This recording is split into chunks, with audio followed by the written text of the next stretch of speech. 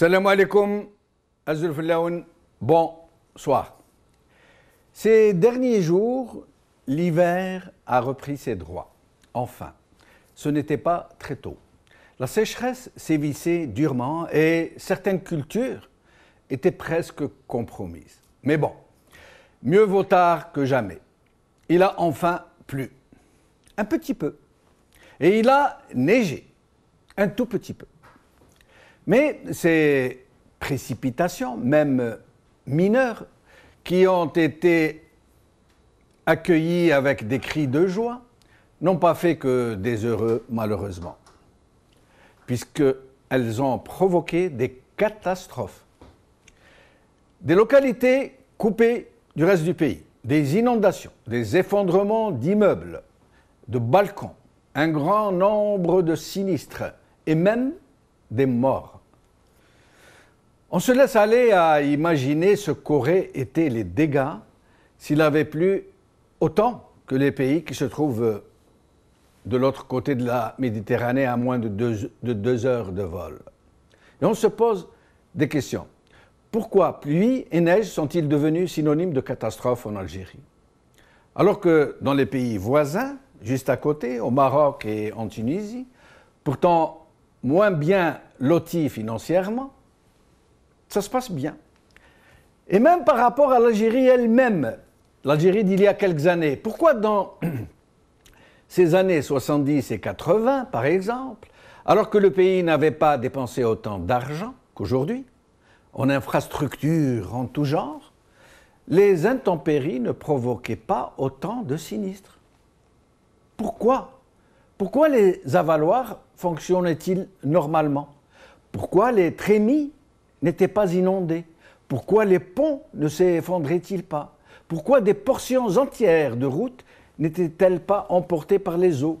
Pourquoi les cités d'habitation ne devenaient-elles pas des cités lacustres? D'où vient cette désormais propension de malfaçon fautive, systématique, dans presque toutes les réalisations d'infrastructures? Pourquoi les infrastructures, routes, logements, immeubles en tout genre, installations d'évacuation des eaux pluviales, sont-elles presque systématiquement défectueuses, réceptionnées par les pouvoirs publics alors qu'elles ne sont pas aux normes contractuelles? La corruption systématique, et même systémique, qui les distingue désormais, est-elle la seule explication? Ou le problème est-il autrement plus complexe? Et pourquoi, dans le même temps que les responsables locaux brillent-ils par leur carence, par leur incompétence crasse, par leur vacuité? Sont-ils devenus proportionnellement arrogants, pétaradants, emplis d'un mépris à l'épreuve, j'allais dire, des plus grands cataclysmes? Regardez. امروا كيما هكذا منكم اللي يهزوهم يخدموا الوكيل الجمهوريه مش شاكين ولكن مشتكين مش شاكين ولكن مشتكين لان قطعان الطريق جريمه. نوعدكم باللي نعاود نرجع، نعطيكم وعد واحد باللي نعاود نرجع، ولو ما نبغيش نعاود نرجع تحت الضغط. الضغط مش مليح. الو مرحبا بك. لا الضغط مش مليح. مرحبا بك سيد والي والله. لا اسمعني، اسكت ارحم والديك، اسكت ارحم والديك، كيما بطل، اسكت ليلات القانوني يكتب ليلات القانوني يدير بريسيون، اللي باغي يحرق روحه، اللي باغي يدير يشنق روحه. واش اللي صاير؟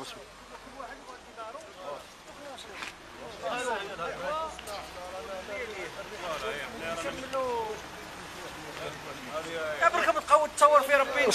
صورك لما نصوركش كمواطن نصور. نولي ربما يعني واحد الانشغال مهم.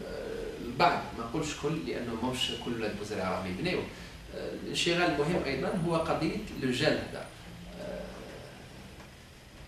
قضيه الناس اللي تحب تبني، وقضيه ربما من قبيل يحكمني واحد يقول لي نجي بني يجوا يوقفوا لي عند راسي. الملف هذا دوك نعرفوا باللي الوزراء على غرار عده بلديات شملها قرار السيد والي ولاية الجزائر السابق اللي صدر في 2009 وين يحدد المناطق اللي ممنوع فيها البنيان. يعني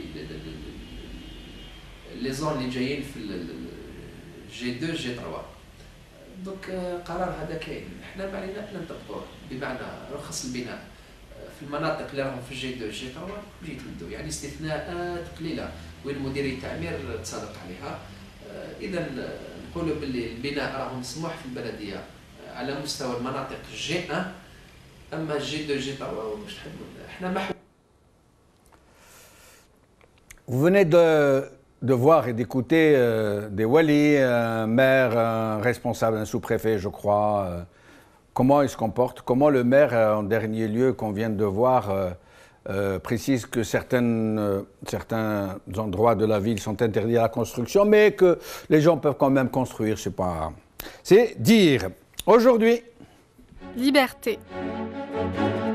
Des vents violents frappent au rang, un mort et d'importants dégâts matériels. Par Ayoub A. Midi libre. 35 interventions suite aux précipitations. Alger se noie dans un verre d'eau. Par RN. Kabylie News. Des inondations sur une autoroute à Alger provoquent des accidents et un embouteillage monstre.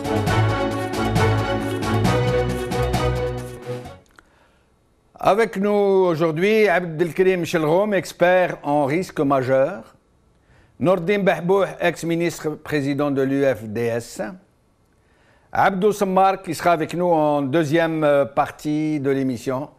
Alors, Abdelkrim Chelroum, merci d'être avec nous. Merci beaucoup et bonsoir. Bonsoir, merci. Alors, Abdelkrim Chelroum, les catastrophes naturelles sont naturelles, si je puis dire, c'est normal à la limite. Mais pourquoi en Algérie sont-elles aussi décuplées? Pourquoi quand il pleut un petit peu, c'est une catastrophe? Quand il neige un petit peu, c'est une catastrophe? Dans les routes, les accidents de la route, pareil, c'est une hécatombe. Pourquoi toutes ces catastrophes? Est-ce que c'est dû à la malfaçon fautive des infrastructures? Est-ce que c'est dû à d'autres causes? Essayez de nous expliquer. Merci pour l'invitation. Merci à vous. Nous, ici, on n'a pas cessé de soulever ce problème de risque majeur. Comme je vous l'ai dit la dernière fois, il y a quand même, parmi les 14 risques majeurs identifiés par la Commission de l'ONU à travers le monde, il y a 10 risques majeurs qui touchent ce pays-là, l'Algérie. Et parmi le deuxième risque majeur, c'est les risques climatiques et surtout les inondations et ces intempéries, si vous voulez. Donc, comme vous l'avez bien explicité et décrit dans votre introduction, il suffit je dirais, de 15 minutes de précipitation pour que tout s'arrête. À Alger, Oran, Constantine. D'ailleurs, hier, j'étais pris personnellement dans un embouteillage qui m'a immobilisé pendant plus de 3 heures sur 12 kilomètres. Donc, la problématique qui est posée, donc, pour si vous voulez, ces mini-inondations provoquées par 15 minutes de précipitation sont dues généralement dans les grandes métropoles à une urbanisation archaïque, anarchique, donc des constructions à tout bout de champ, dans des zones non édificantes, non constructibles et surtout des zones inondables. Donc, à chaque fois, dans nos rapports sur les risques majeurs, nous avons dit quand même, est-ce que vous savez qu'en Algérie, je parle des grandes zones, il y a exactement 690 sites inondables. Pardon, est-ce que vous pouvez répéter combien de sites? 690 sites fortement inondables. Dans lesquels ils ont construit des ensembles d'habitations et autres? À travers les 1540 communes. Donc pratiquement la moitié, c'est des zones inondables. Et puis on s'aperçoit, c'est des choses qu'on peut vérifier visuellement. Ce n'est même pas une critique, si vous voulez, technique, c'est visuel. Pratiquement tous les lits d'oued, les lits mineurs, je ne parle pas des lits majeurs, à l'intérieur des oued et des grands oued en Algérie, nous avons, vous pouvez voir, des milliers de constructions érigées, implantées, construites de manière légale avec des permis de construire. Alors que dans la loi que nous avons préparée, la loi sur les catastrophes naturelles et les risques majeurs et le développement durable qui a été votée par les deux chambres en 2004, du 25 décembre 2004, nous avons identifié pratiquement les grandes zones non constructibles et inondables. Mais Abdelkrim Chelroum, expliquez-nous, s'il vous plaît, expliquez-nous comment, en présence de lois qui existent, de dispositions réglementaires et législatives, en présence d'administrations qui ne sont là que pour les faire appliquer, expliquez-nous un peu comment il se fait que presque la moitié des sites constructibles en Algérie qui ont été construits, pourquoi la moitié est inondable? Comment cela s'est-il fait? Comment expliquer une telle carence des pouvoirs publics? Écoutez, M. Benchenou, ce matin même, dans mon bureau, je donnais une conférence, une interview à un de vos confrères de la télévision, d'une télévision privée. Vous allez voir dans 2 jours sur ces problèmes-là de risque. Puis si j'ai la réponse là à votre question, parce que c'est vraiment, ça relève de l'impossibilité, de l'absurdité. Si j'ai une réponse correcte à votre question, je peux demander un prix Nobel. Parce que c'est des choses anormales, c'est des choses absurdes qui se passent, parce que je vous dis que les gens érigent des promotions immobilières en plein lit d'oued. Et j'ai des dizaines et des dizaines d'exemples, avec des permis de construire, avec des postes, des plans d'occupation des sols légaux. Alors c'est l'administration qui est impliquée directement. Et est-ce que d'après vous, la corruption explique-t-elle à elle seule ce qui se passe?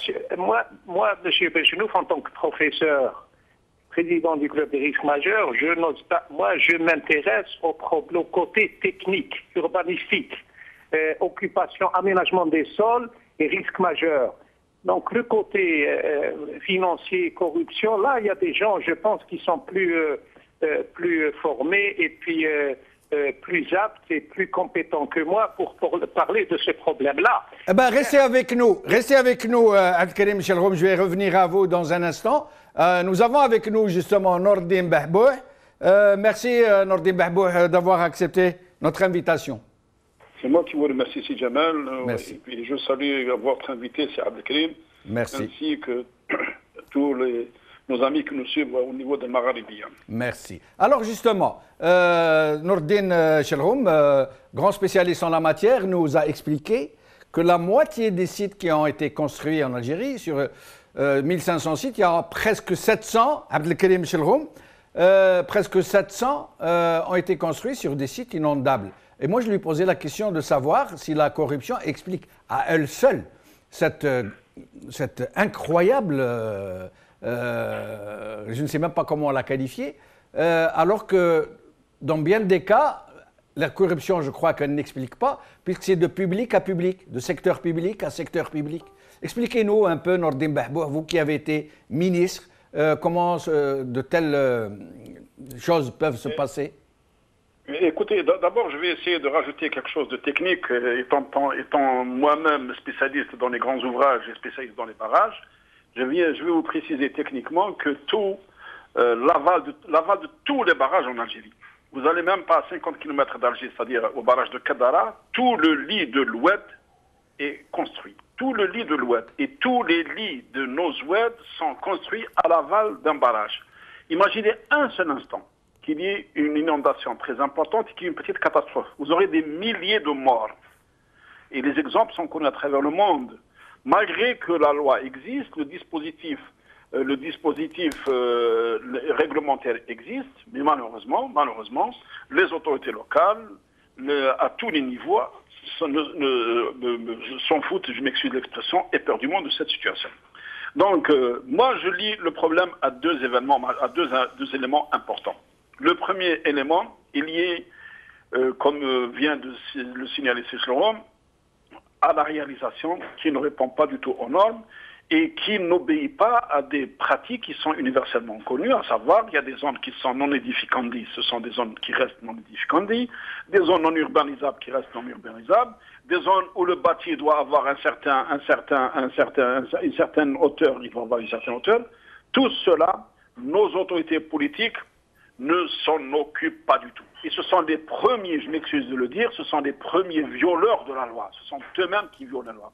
Que dire des autorités locales qui elles-mêmes suivent dans la même logique, parce que lorsque vous arrivez à réaliser un projet et que vous avez l'autorité du wali ou du chef de daïra qui décide à la place du technicien, qui décide à la place du spécialiste, eh bien, vous ne risquez pas d'avoir de bonnes choses, vous risquez que d'avoir de la catastrophe. Vous n'avez qu'à voir nos cités, vous n'avez qu'à voir nos réalisations pour en tirer un enseignement très criant. Mais vous venez de dire tout à l'heure dans votre introduction, même si on compare à l'Algérie de quelques années, des années 70 que nous avons tous connus, nous, même bien avant, mais vous avez un système de gestion. Une commune se gère comme se gère toute société. Un pays se gère. Nous sommes dans une situation de non-gestion. Nos communes ne sont plus gérées.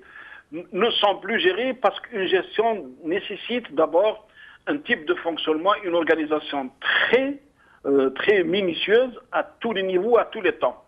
Moi, je me rappelle très bien, vous avez la régie communale qui s'occupe pendant un certain temps des avaloirs, elle nettoie tous les avaloirs, elle s'occupe de ça, mais nous vivons aujourd'hui dans un pays où il y a une situation de désobéissance civile latente. Les gens ne s'occupent pas de leurs fonctions à tous les niveaux, et vous avez les services déconcentrés, ce qu'on appelle les services déconcentrés, ou les services au niveau des communes et des wilayats, qui elles-mêmes ne s'occupent pas de leur travail parce qu'ils ne sont pas responsables et personne n'assume sa responsabilité. Mais comment expliquez-vous, Nordin Bahboua, comment expliquez-vous d'abord cette incroyable propension à construire sur des sites inondables et ensuite cette grande vacuité des services publics qui ne sont jamais là quand il faut?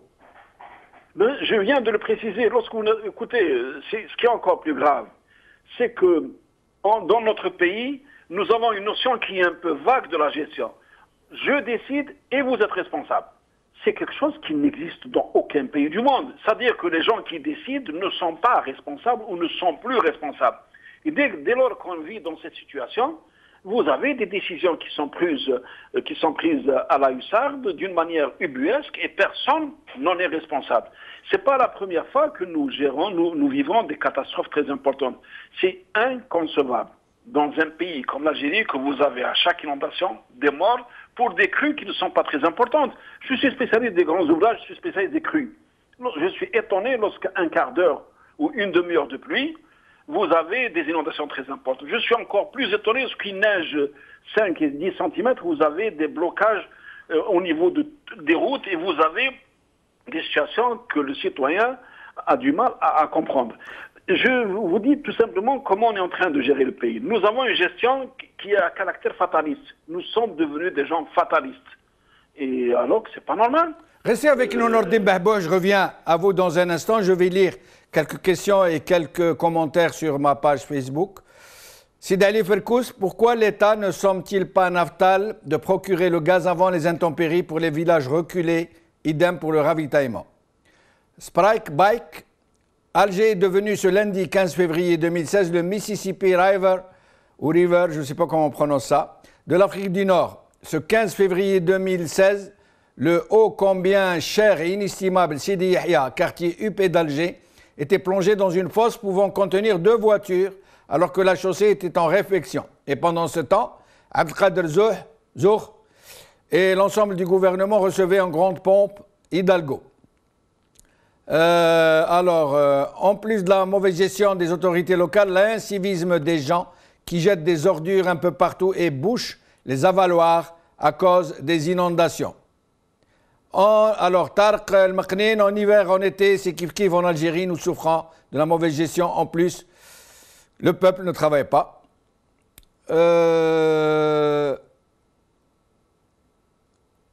Voilà, il y en a d'autres, je les lirai tout à l'heure. Je reviens à Abdelkarim Chelroum. Abdelkarim Chelroum, vous qui êtes un peu au fait de ce qui se passe dans le monde, dans ces eaux-là, si je peux me permettre. Est-ce qu'au Maroc et en Tunisie, qui sont des pays voisins, qui ont à peu près la même pluviométrie, est-ce qu'ils ont les mêmes problèmes et est-ce qu'eux construisent sur les lits d'Oued? Merci, M. Mchendouf. Je tiens, si vous me permettez, je vous en prie. Je tiens à saluer M. Dahdour, qui a été quand même un ministre d'envergure et un enseignant dans notre université à Tadzoua en matière d'hydraulique. Donc il connaît bien, il sait exactement de quoi il parle et je tiens à le féliciter pour son avis très très positif. Eh bien, je reviens un peu à votre question. Au Maroc, que je connais bien, et la Tunisie, il serait criminel, je dirais, au Maroc, de construire dans une zone non aedificandi. Il est impossible de construire dans des zones inondables. Au Maroc, ils ont élaboré, c'est ce que nous avons demandé au Club des risques majeurs depuis 2001, depuis les inondations de Bab el-Oued, meurtrières. Il y a eu 1000 victimes en un quart d'heure.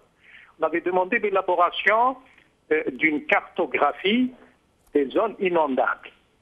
Donc la réponse était depuis 2001, en 2012, un ministre passé à la télé avec soi-disant une commission européenne disant que la cartographie est terminée, nous avons réglé les problèmes des zones inondables.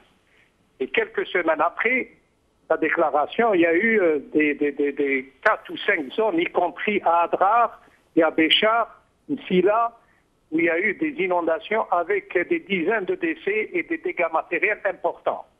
Et je ne parle pas jusqu'en 2016, où il y a eu, fin 2015, il y a eu des inondations dans les mêmes zones. Comme j'ai dit, je tiens à corriger un peu, si vous permettez, certains chiffres que j'ai donnés.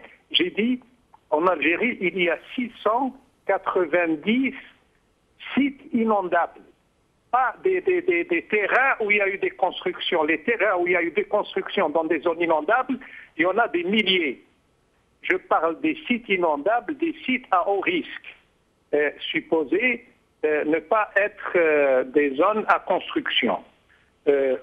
Donc voilà ce que j'ai dit. J'ai dit 680, ce qui est énorme, parmi les 1541 communes. Donc pratiquement la moitié du territoire. Mais pourquoi, Abdelkarim Chelroum, pourquoi? On aimerait comprendre... Abdelkarim Chelroum, je vous en prie, je vous en prie. Au Maroc. Oui. Je reviens au Maroc. Oui. Au Maroc, d'abord, le Maroc, comme il y a une prévention très fine, une prévention intelligente des risques majeurs là-bas, au Maroc, ils ont réglé ça avec ce qu'on appelle des retenues collinaires ou autres. Donc, toute l'eau est généralement réceptionnée dans des points savamment et puis intelligemment sélectionnés en fonction de la cartographie des pluies et puis des eaux. Donc, déjà à ce niveau-là, ils ont réglé le problème, ce qui n'est pas le cas de l'Algérie. Le cas de l'Algérie, on réalise des barrages. Des barrages, soi-disant, les plus grands d'Afrique, des barrages les plus grands du bassin méditerranéen, mais finalement, qui ne règlent pas le problème, parce que il y a des bassins versants, il y a la topographie de l'Algérie, il y a des villes qui sont de par leur situation et leur relief, ils sont déjà dans une position vulnérable par rapport aux eaux, comme Alger, comme Batna, comme Tizi Ouzou, comme Tiaret, Ouadriyou et tout ça. Genre, on a le listing exact, on a identifié l'ensemble des sites. Alors, ce qui fait que l'absence, c'est la seule réponse, malheureusement, c'est ça, on veut bien être positif, mais on est positif dans la critique, c'est l'absence d'une prévention fiable des risques majeurs en général, parce que comme je parle des inondations et des eaux et des pluies, des intempéries, il ne faut pas oublier les 9 autres risques qui sont majeurs et qui sont destructeurs. Mais Abdelkarim Chelrom, nous, ce qu'on aimerait comprendre, parce qu'on n'arrive pas à comprendre, parce que là, c'est au-delà de la prévention. Des gens qui vont construire sur des sites inondables, ce n'est même pas une question de prévention. Le site a été déclaré inondable. Il y a des lois qui interdisent de construire dessus. Et les gens viennent et ils construisent dessus et à une intensité absolument incroyable. Ça veut dire 50% de ces sites ont été construits. Donc on aimerait comprendre pourquoi. Pourquoi construisent-ils sur ces sites? Oui, mais c'est ça c'est ça le fond, si vous voulez, le fond de ce problème-là réside, c'est-à-dire le segment, le soubassement, parce que probablement je n'ai pas explicité ce qui a été élaboré dans la loi 2004. Dans la loi 2004, et puis bien après, pas plus tard, comme je disais ce matin, je le disais à vos confrères, dans la loi, nous avons proposé la mise en place d'une délégation risque majeur. J'ai proposé personnellement la mise en place d'un monsieur risque au niveau de chaque commune et au niveau de chaque wilaya qui doit être au-dessus de tout le monde. C'est monsieur risque qui doit contrôler le wadi, le choix des terrains, qui doit veiller à l'application sans faille des lois, de cette loi, c'est-à-dire avec le choix des terrains, éloigner des zones non édificantes, ne pas construire dans des zones inondables. Malheureusement, ce monsieur risque, il n'a jamais été mis en place. La délégation au risque majeur, on avait dit que cette délégation doit être au-dessus de tout le monde, je dirais au-dessus du gouvernement. C'est un genre de censeur. C'est comme du temps des Romains. Au Sénat, il y a le censeur qui est au-dessus de l'empereur, ce qu'on appelle le rector. Maintenant, la délégation, elle a été mise en place, mais elle a été placée dans une direction au ministère de l'Intérieur. C'est-à-dire, pratiquement, elle ne peut absolument rien faire, puisqu'elle dépend déjà d'un ministère qui, normalement, ce ministère devrait être contrôlé par cette délégation, parce qu'il est partie prenante dans l'affaire. Voilà pourquoi cette politique va perdurer.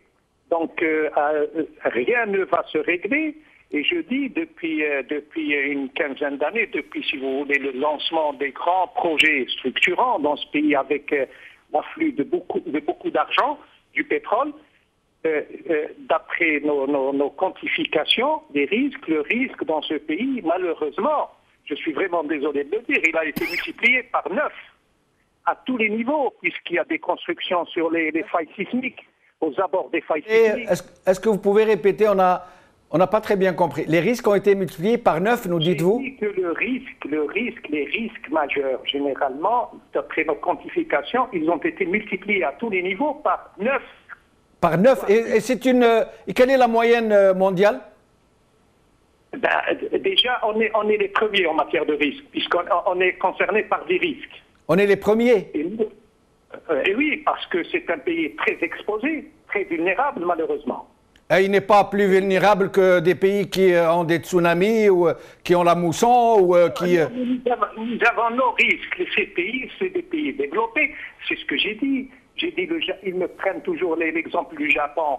Oui, le Japon, c'est un pays développé, mais n'oubliez pas également que le Japon, en 2011, il a eu Fukushima. Fukushima, c'est une zone qui a été touchée par une inondation. C'était pas le séisme qui a fait tomber la centrale nucléaire, c'était l'inondation parce que la centrale était placée là où il ne fallait pas.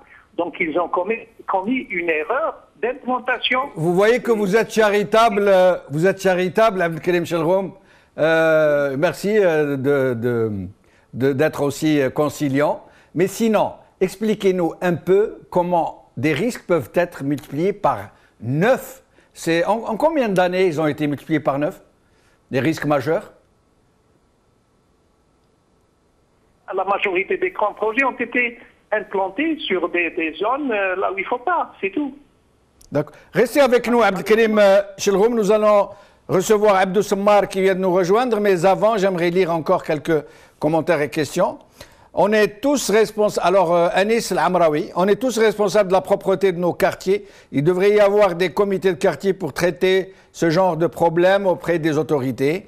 Un citoyen qui se plaint seul n'a aucun poids et donc ne peut rien faire pour changer les choses.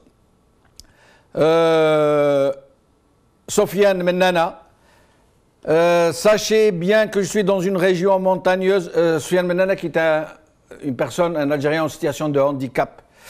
Sachez bien que je suis dans une région montagneuse en Kabylie, ni moyen, ni même un signe de vie pour toute une population et surtout à notre tranche des handicapés. Merci, la mort atroce. On est en train de répéter, alors Ipon BZ, on est en train de répéter nos tares. Pourquoi ça? Le fond du problème est connu, on n'a pas travaillé notre bled, on est complice de ce système et on a été toujours comme ça depuis 62, etc. etc. Amina Naimi.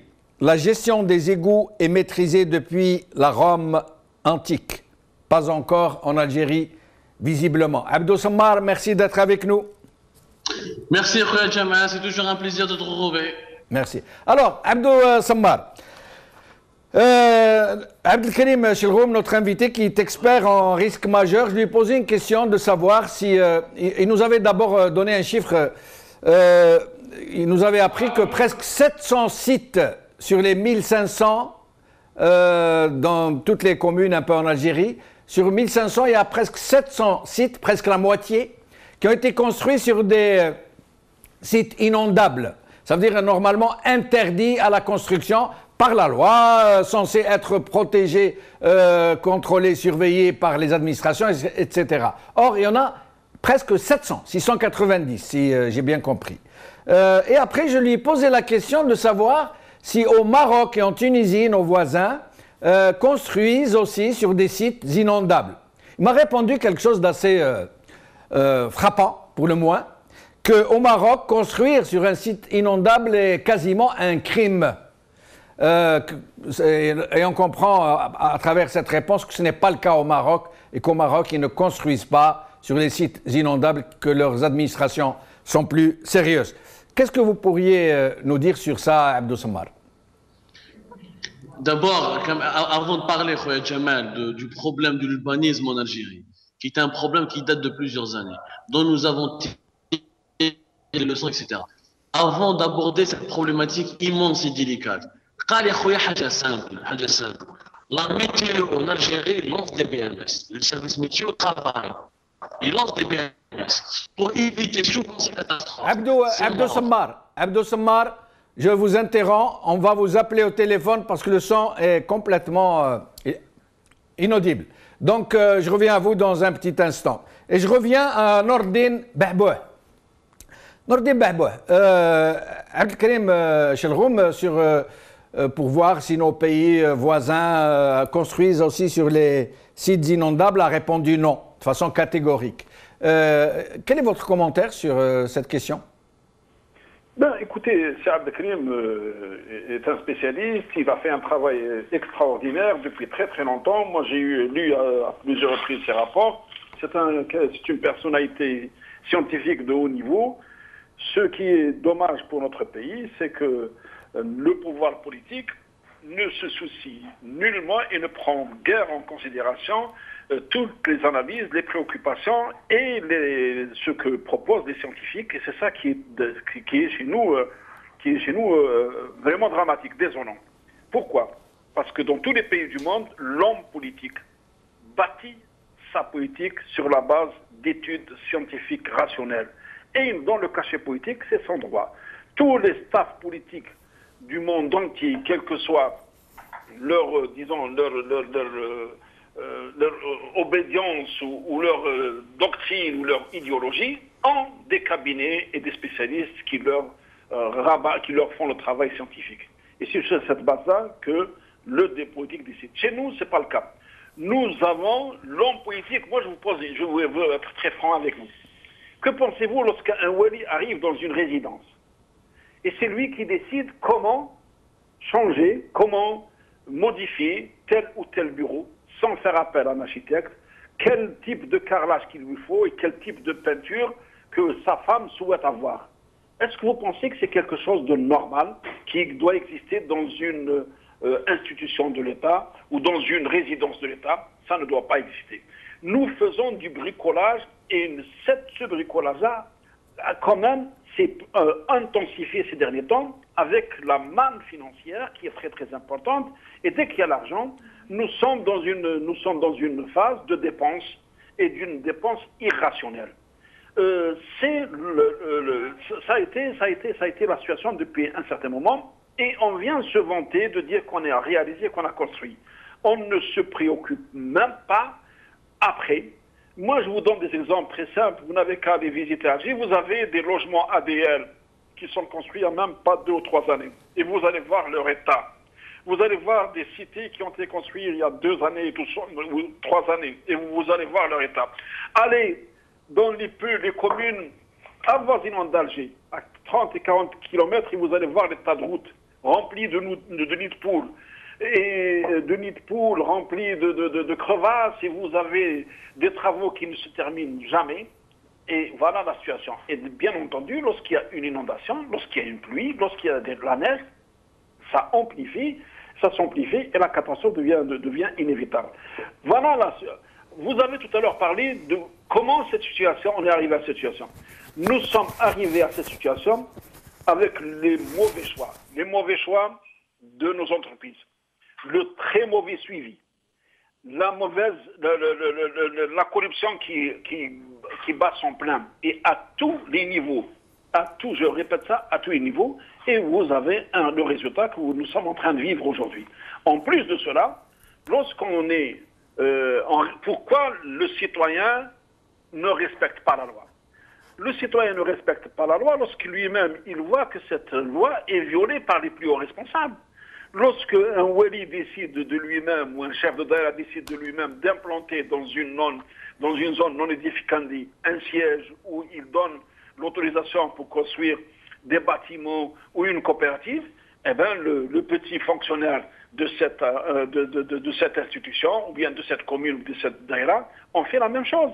Donc, et pour ce faire, il faut c'est l'état de droit. Et l'état de droit n'est assumé et n'est assuré que par un pouvoir légitime, et je dis bien un pouvoir légitime, et lorsqu'on est légitime, on peut sanctionner, on peut appliquer la loi, et personne n'aura à redire. Donc nous vivons une situation qui est vraiment inquiétante, mais dont l'origine est la légitimité du pouvoir en Algérie, la corruption qui est devenue la véritable institution. Le problème aussi de l'Algérie, c'est la non-responsabilisation, la non-responsabilité de ceux qui sont chargés d'exécuter les projets.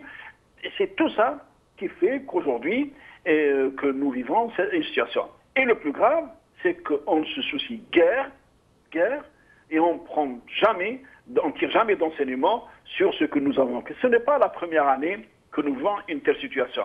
Chaque fois qu'il y a une neige ou inondation ou pluie, on a des catastrophes qu'on oublie vite, très très vite, et on recommencera une autre fois. Restez avec nous, Nordin Bahbouh. Je lis quelques commentaires. Il y a des défaillances et des lacunes, mais les intempéries, même dans les pays les plus développés, ont à sa cause des dégâts et des désagréments. Bono Al-Ayashi, le pays est inondable et inondé à tous les niveaux. Omar, il y a sans pluie, sans neige, on des sinistres. Le fait que je suis gouverné par, etc., Saadani, Betleba, etc., c'est un sinistre. Afif Benfrol, si jamais ça ne sert à rien de chercher des coupables, il faut chercher ceux qui les couvrent, le problème est politique. Shihab Aïdoun, à mon avis, les dégâts importants, matériels et humains occasionnés par ces inondations sont dus à la mauvaise prise en charge de ce type de risque naturel, la mauvaise prévision, absence de prévention, absence de l'autorité de l'État qui interdisent la construction dans les zones inondables, et enfin, la mauvaise mise en œuvre du plan Orsec inondation qui est élaboré pour faire face à ce type de catastrophe. Je reviens à Abdou Sammar, mais juste avant, Je vais poser la question à mes trois invités de classer, selon ce qu'ils en pensent, ces trois fléaux qui distinguent et qui sont la cause probable de ces sinistres par ordre d'importance. La corruption, l'incompétence, la négligence. À votre avis, quel est le premier, le deuxième, le troisième? Je reviendrai à vous pour vous poser cette question. Abdou Sammar, je vous laisse poursuivre ce que vous nous disiez tout à l'heure. Merci Jamal, merci beaucoup. Et mes excuses à cause de ces coupures qui sont indépendantes de ma volonté, comme vous le savez très bien. Là c'est très bien, on vous entend très bien. Donc voilà, non, je disais une idée simple. En fait, on n'a même pas besoin de politiser ce problème parce qu'on est à un niveau d'incompétence qui est complètement crasseux. On a un service de météo, on a un office national de la météorologie qui lance à chaque fois des BMS. Alhamdoulilah, il fait son travail. 2 jours, 3 jours avant, il nous dit attention, il y aura des pluies, des fortes averses, il risque d'avoir des problèmes, il risque d'avoir des soucis, etc. Il suffit juste que les Wali ordonnent à leur service de nettoyer les avaloirs, de s'occuper, etc., de prendre les précautions nécessaires, et on évitera 50%, voire 30% des problèmes actuels. C'est tout ce qui est... C'est-à-dire, déjà, ce geste simple, ce geste très simple, si on pouvait le faire uniquement, on évitera déjà beaucoup de catastrophes, voire on pourra même sauver les gens. En réalité, le souci ne s'explique pas par une absence de démocratie, parce que même dans les pays autoritaires comme la Chine, etc., il y a une certaine efficacité bureaucratique. Le problème numéro 1, c'est que les Wali en Algérie, qui disposent des prérogatives du président de la République dans leur région, ils sont complètement impunis. Complètement impunis. Le président de la République qui est absent, qui ne dirige pas ce pays, ne peut même pas aujourd'hui demander des comptes à ces Wali qu'il nomme lui-même et qu'il désigne. Lorsqu'un Wali n'est même pas capable de prendre en considération des BMS, c'est que c'est quand même grave. Ces gens-là sortent de l'ENA. Alors, s'il y avait des véritables sanctions, si on responsabilisait le Wali, comme on est en train de responsabiliser les hauts dirigeants, on s'en sortira. Encore, j'ajouterai encore une idée, Khoya Jamal. Pourquoi, pour en finir avec cette bureaucratie algérienne, pourquoi ne pas soumettre les Wali à un vote, à une élection? Pourquoi ne pas les élire? Une fois qu'ils seront élus, là, le peuple va leur demander des comptes. Et là, on va aller, c'est que le problème de la pluie ou le problème de la bureaucratie locale nous renvoie à une solution que l'Algérie ne veut pas entamer, celle de la régionalisation avancée pour qu'on puisse apporter... oui, mais Abdou Sammar, les maires, ils sont élus, les députés, ils sont élus, qu'est-ce que ça a changé? Non, mais c'est pas la même chose. Qui c'est qui dirige les services de la voie publique? Qui c'est qui a les autorités, le pouvoir et qui dirige les budgets pour s'occuper des grands services publics? C'est les Wali. Le maire, il gère quoi en Algérie? Il a été privé de ses prérogatives. Il gère à peine les parkings sauvages, un peu l'école et le ramassage des ordures. Par contre, les grandes responsabilités de la localité, la gestion du mobilier urbain, etc., relèvent du Wali, de la direction de l'urbanisme et de l'environnement. Et le président de la République, il est bien élu, lui. Le président Bouteflika, il est élu. Pourtant, il n'en fait qu'à sa tête, ou ceux qui le représentent n'en font qu'à leur tête.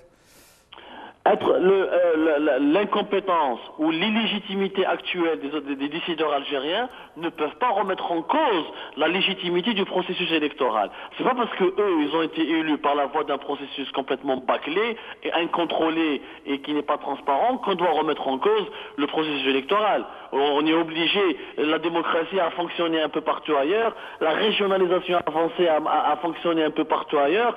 Si aujourd'hui en Algérie on n'arrive pas à fonctionner comme il se doit, c'est parce qu'il y a un problème de compétences locales et aujourd'hui de hauts responsables qui ne rendent pas des comptes. Si je vous demandais de classer ces trois causes probables de cette situation, la corruption, l'incompétence, la négligence, classées par ordre d'importance. L'incompétence génère la négligence et la négligence, quand elle se marie avec l'incompétence, elle génère un pays complètement désordonné qui légitime la corruption.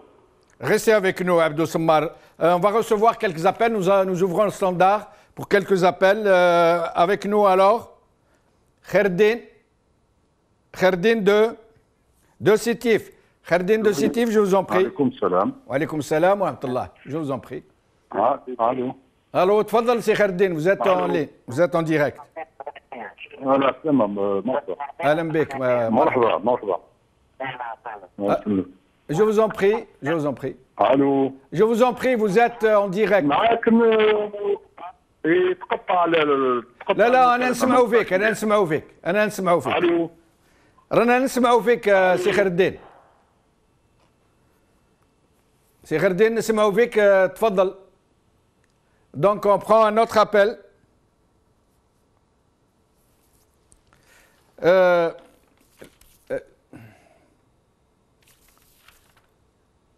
donc Abdou Semmar, je reviens à vous en attendant qu'on ait des lignes, des appels. C'est un peu difficile puisqu'on a gardé nos 3 invités sur le standard. C'est pour ça que les gens ne parviennent pas à nous obtenir facilement.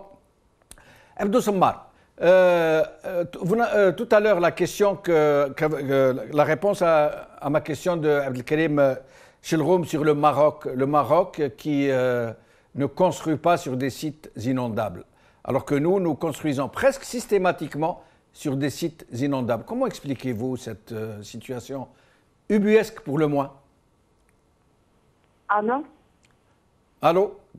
شكون معنا؟ Abdou Semmar? Moi, je vous entends. Abdou Semmar, est-ce معنا? Oui, oui, je vous entends. Alors, comment expliquez-vous cette situation d'un pays voisin, le Maroc, qui ne construit presque jamais sur les sites inondables? Jamais j'ai cru comprendre. J'ai entendu la question. Voilà, alors à votre réponse, donc je vous en prie. Alors, mon cher ami, il y a la grande différence entre le Maroc et l'Algérie, c'est que, elle est historique. L'historique, c'est quoi? C'est que l'Algérie a été une colonie de peuplement. Les Algériens, dans leur majorité, à cause de la colonisation française, ils ont vécu à l'extérieur des villes, dans des bidonvilles. Et lorsqu'ils ont vécu dans des villes, c'est dans des quartiers populaires très crasseux, etc. Une fois l'indépendance du pays réalisée, il n'y a pas eu d'assimilation urbaine, au sens propre du terme, pour garantir à l'espace urbain citadin une certaine respectabilité. Au Maroc, c'est pas une colonie de peuplement. Les Marocains, ils ont gardé Fès, ils ont gardé Meknès, ils ont gardé leur habitat traditionnel, etc. Nous, la Casbah d'Alger, elle a été détruite par le colonisateur.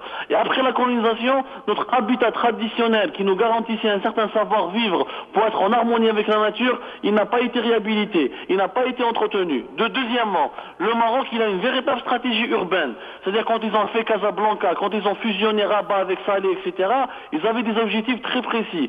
En Algérie, le socialisme rampant et le populisme rampant, où nous avons, comme l'a dit Mustafa Al-Shraf, on a créé le concept du rurbain. On a dit, voilà, on est indépendant, on est libre, on va tous habiter là où le blanc français a habité. Et tous les cités, etc., de Climat France jusqu'à Bab-el-Oued, en passant par Oran et Constantine, tous les cités là où il y avait les pays noirs et les blancs français, se sont transformés en des bidonvilles au sein même de la ville.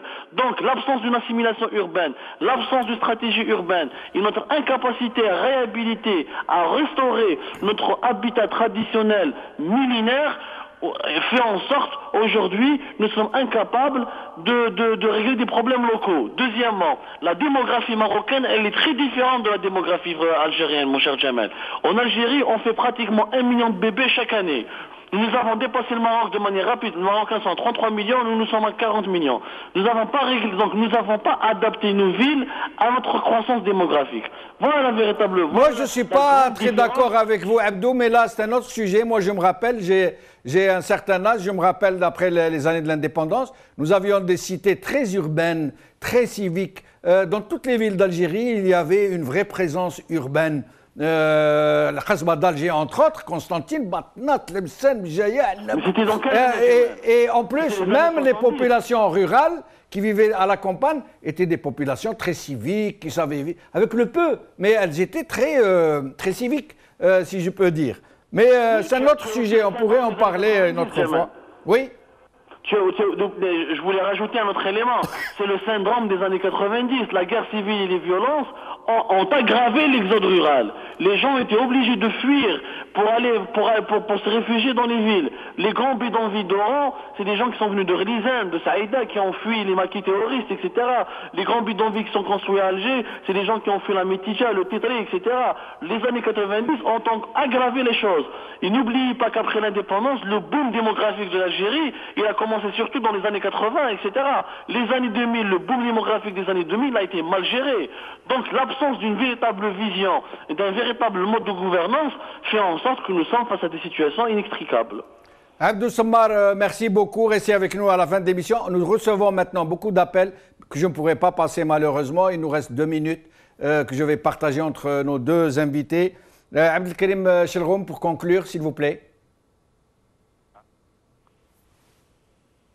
Abdelkarim Chelroum, pour conclure, en peu de mots, s'il vous plaît. Nous vous écoutons. Est-ce que vous m'écoutez, Abdelkarim Chelroum? Abdelkarim, je reviens à Nordin Bahbouh. Nordin Bahbouh. Oui, je suis là. En peu de mots, pour conclure, nous arrivons à la fin de l'émission. Eh bien, en peu de mots, je reviens toujours à la notion élémentaire, c'est que c'est une question de non-gestion à tous les niveaux, et cette question de non-gestion est l'aboutissement d'une telle dégradation. Et moi, je fais un petit commentaire, ce qu'a dit notre ami Abdou, ce n'est ni une question de ruralité, ni une question de citadinité. C'est une question beaucoup plus d'application de la loi à tous les niveaux, et une fois que les lois sont respectées, vous l'avez très bien dit, nos communes étaient très propres, nos douars étaient très propres, il y avait une notion de gestion du douar, de la commune, de la cité, de la rue, de la ville, et c'est comme ça que les choses ont évolué dans notre pays. Depuis quand même un bon nombre d'années, ce n'est pas le cas. Les gens ne sont plus responsables de ce qu'ils font, ils décident et ils n'ont aucune responsabilité, ça n'existe que dans notre pays, et nous allons continuer à vivre cette situation tant que les choses ne deviennent pas normatives. Donc c'est cela. Vous avez tout à l'heure posé la question en disant par ordre de classement. J'avais vous la demander justement, je vous en prie. Moi je vous dis 3 en 1. C'est 3 en 1. Ce sont les fléaux majeurs de cette situation. Les 3 en 1. Je ne peux pas les classer. Ils sont tous dans le même classement. Merci Nordin Bahbouh. Merci Abdelkarim Chelroum. Merci Abdou Sammar. Merci à vous qui avez appelé, mais c'est malheureusement trop tard pour vous prendre. Merci à nos téléspectateurs de nous avoir accordé leur attention. Je vous laisse, vous aussi, chers téléspectateurs, réfléchir au classement de ces grands fléaux dont Nordin Bahbouh vient de nous dire qu'ils sont 3 en 1. Corruption, incompétence, négligence. Salam alaikum wa rahmatullahi wa barakatuh.